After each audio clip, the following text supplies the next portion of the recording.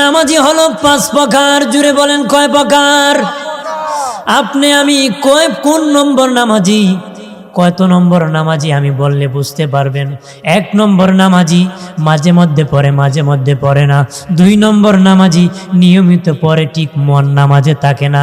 3 নম্বর নামাজি মন নামাজে থাকে, আবার চলে যায়, আবার আসে, আবার চলে যায়, আবার আসে, আবার চলে যায়।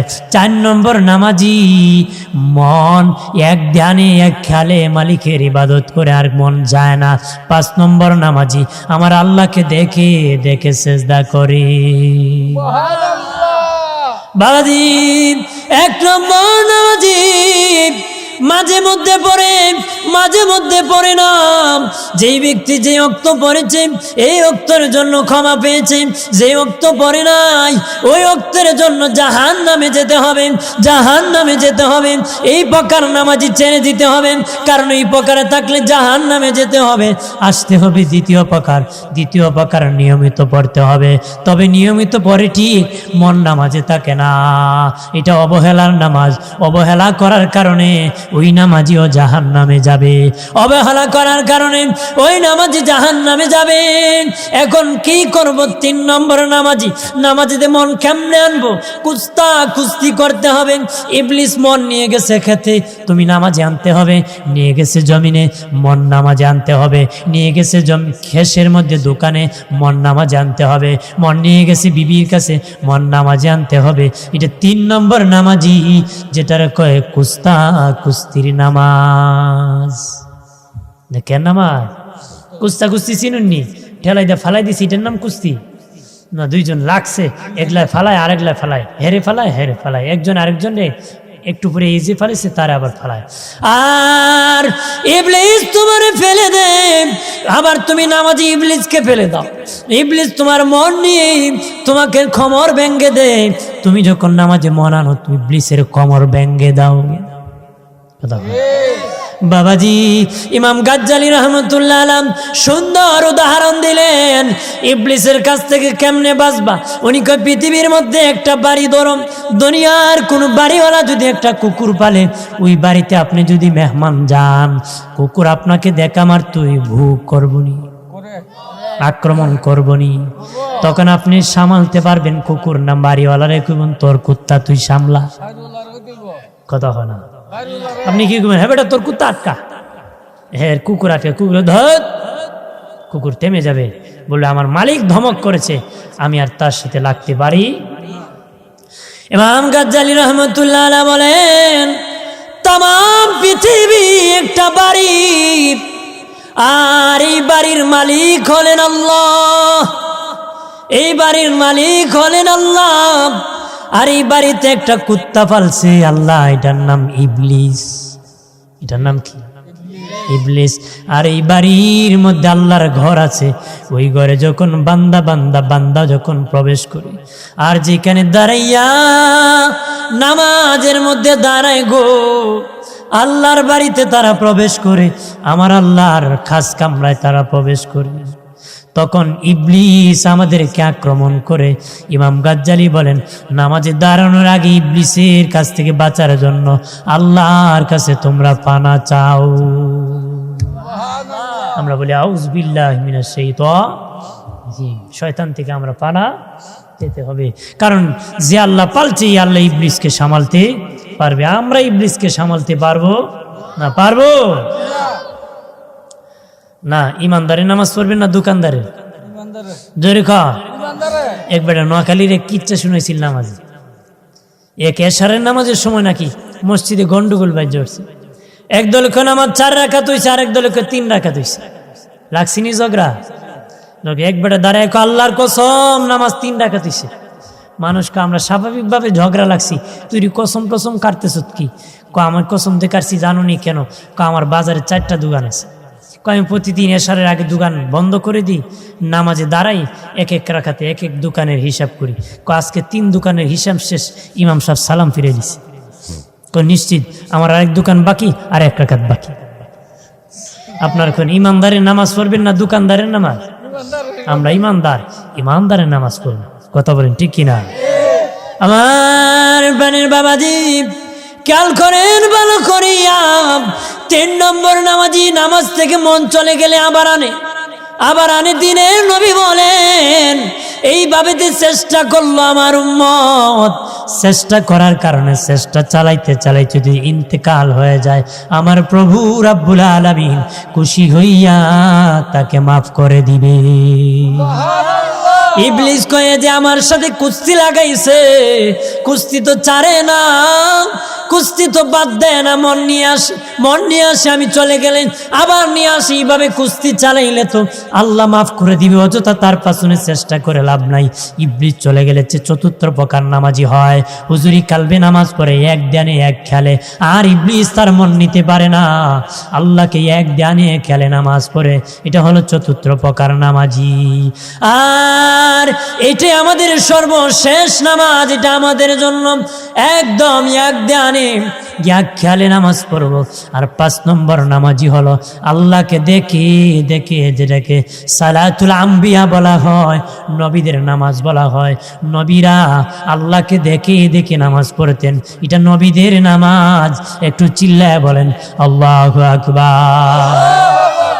আসসালাতুল মি'রাজুল মুমিনিন, ইমানদারের জন্য নামাজ হলো মেরাজ। আল্লাহু আকবার বলেন না।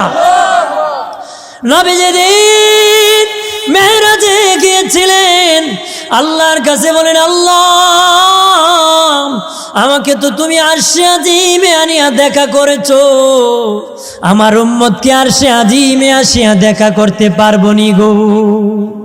সুবহানাল্লাহ বলে না। নবী কত উম্মতের জন্য পাগল জানুনি। ও কোম্পানিগঞ্জের সিলেট লম্বাখান্দির বাবাজি, কত পাগল নবী উম্মতের জন্য। যেখানে যাইয়া ভুলে যাওয়ার কথা, সকলের কথা সব ভুলে যাওয়ার কথা গো, নবী বলে নাই, ডেকে বলে আল্লাহ, চিৎকার দিয়া বলেন আল্লাহ, আর আওয়াজ করে বলেন আল্লাহ, আর জবান খুলে বলেন ইয়া রাসূলুল্লাহ।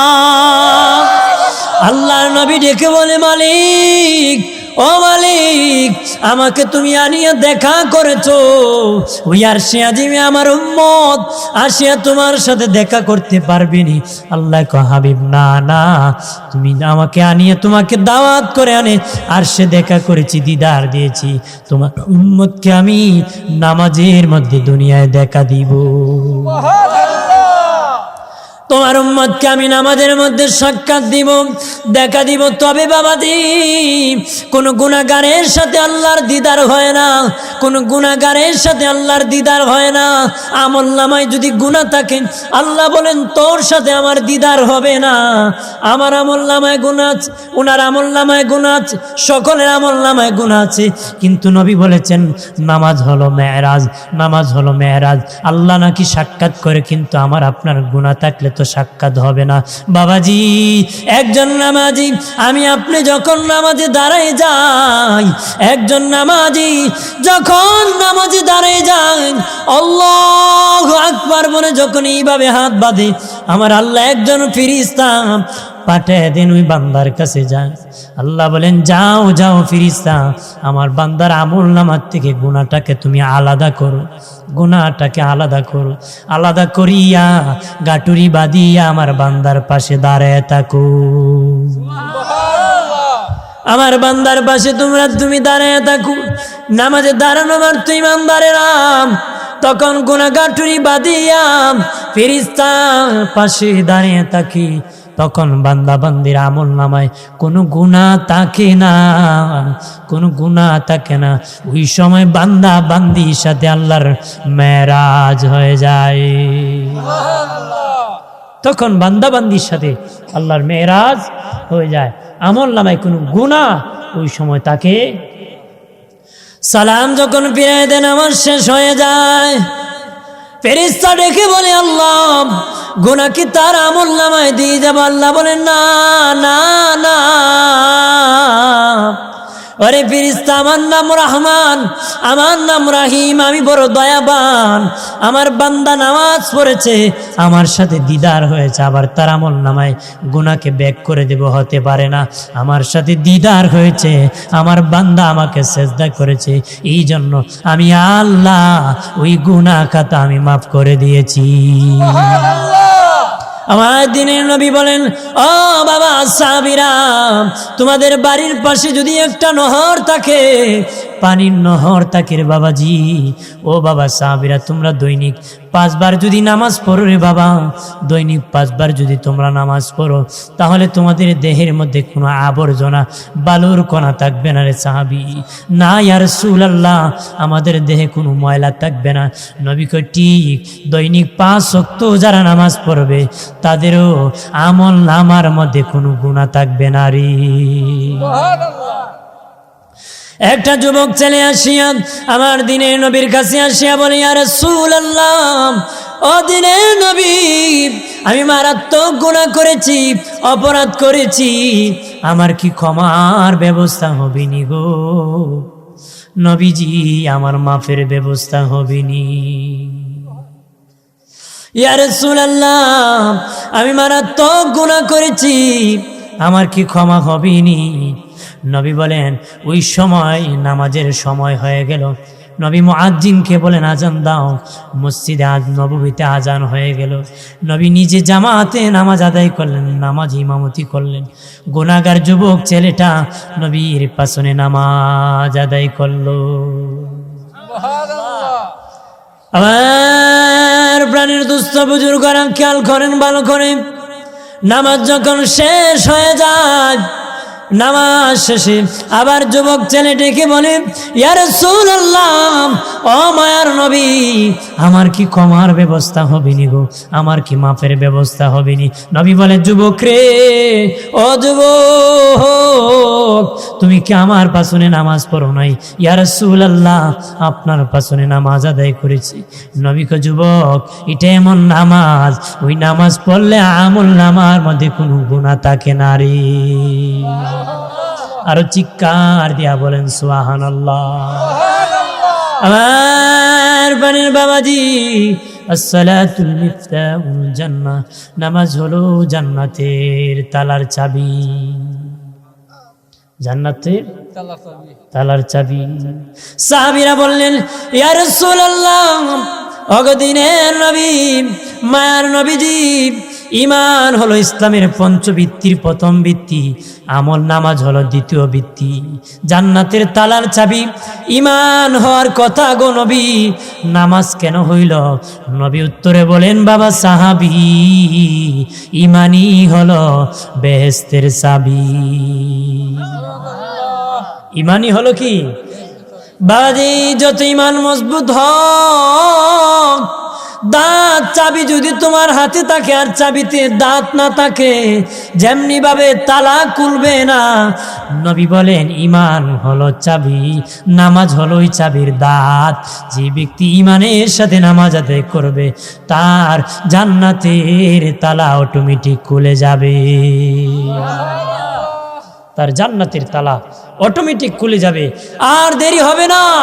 জান্নাতের তালা খুলে সে জান্নাতের মেহমান হয়ে যাবে। আরো জোরে বলে, জোরে বলে।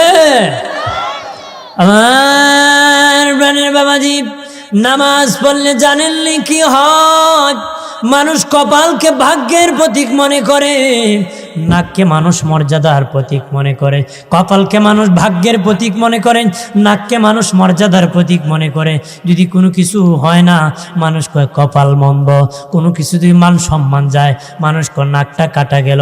বাবাজি শুনে যান, যদি ভাগ্য পরিবর্তন করতে চান, যদি বাবাজি সম্মান বাড়াইতে চান, নাক আর কপাল দিয়ে আমার আল্লাহকে দৈনিক 5 বার সেজদা করলে আমার আল্লাহ তোমার ভাগ্য পরিবর্তন করে দিবে, তোমার ইজ্জত সম্মান বাড়ায়া দিবে।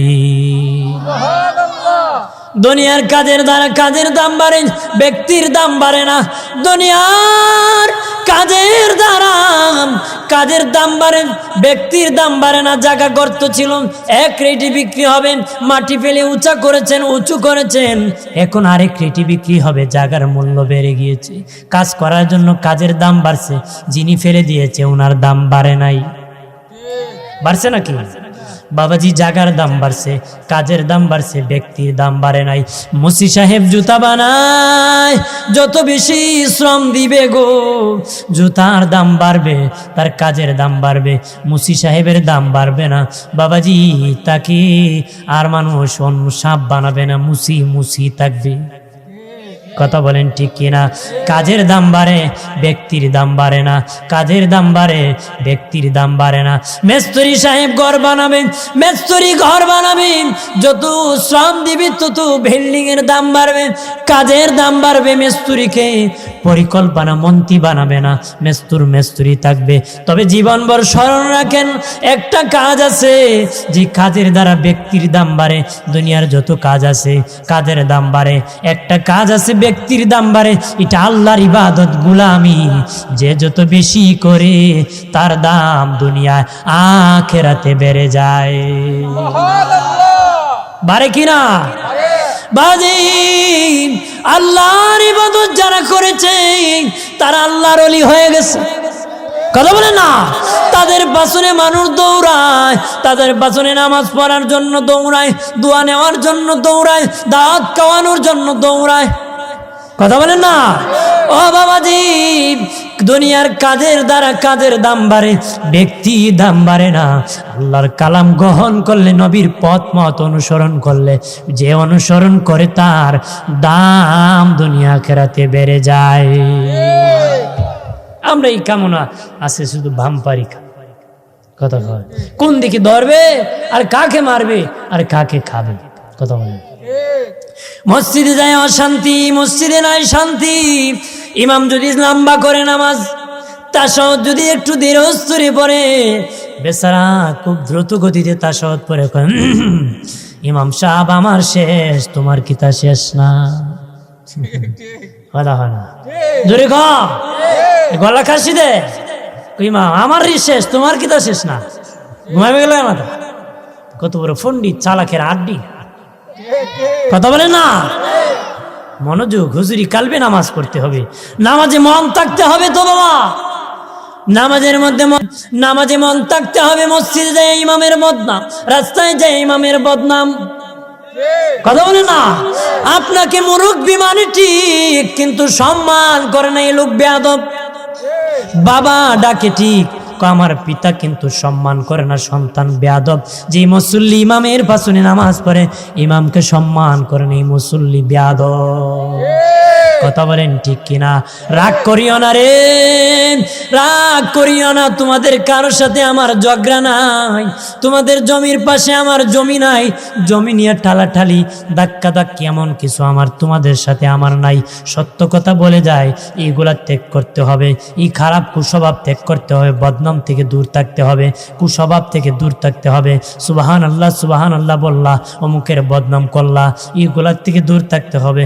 সুবহান আল্লাহ পড়তে আল্লাহর নামে তসবিহ পড়তে থাকবারে।